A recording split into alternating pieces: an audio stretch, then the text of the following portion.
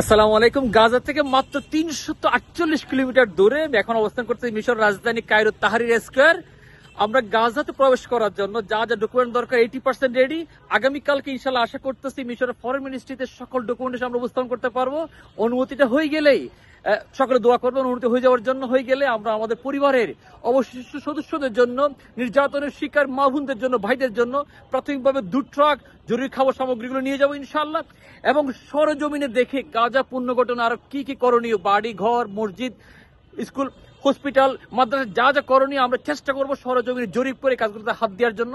প্রত্যেকে দোয়া করবেন। একটু পরে ঐতিহাসিক সামিট অনুষ্ঠিত হতে যাচ্ছে প্রেসিডেন্ট ডোনাল্ড ট্রাম্পের নেতৃত্বে। এবং আমি মাননীয় প্রধান উপদেষ্টা মহোদয়ের কাছে বিনীত দৃষ্টি আকর্ষণ করবো, শান্তিতে তিনি ইতিমধ্যে নোবেল পুরস্কার পেয়েছেন, এই গাজা পুনর্গঠনে অগ্রণী ভূমিকা পালন করবেন ইনশাআল্লাহ। আপনার নেতৃত্বে আমরা প্রস্তুত আছি। আমাদেরকে লাখো জনতা প্রতি মুহূর্তে মেসেজ করছেন গাজাতে কিভাবে যাব। আমি মাননীয় প্রধান উপদেষ্টা মহোদয়ের প্রতি বিনীত অনুরোধ করবো, প্রত্যেকে নিজের টাকা দিয়ে যেতে চাই, নিজের টাকা দিয়ে আমাদের ভাই বোনদের জন্য অংশগ্রহণ করতে চাই। এই অংশগ্রহণটুকু যাতে সহজ হয়, আপনি আমাদেরকে যাবতীয় সহযোগিতা করবেন। আপনার নেতৃত্বে ঐতিহাসিক গাজা পুনর্গঠনে আমরা সশরীর ভূমিকা রাখতে চাই। আল্লাহ তাআলা গাজার এই শান্তিটা স্থায়ী করে দিন।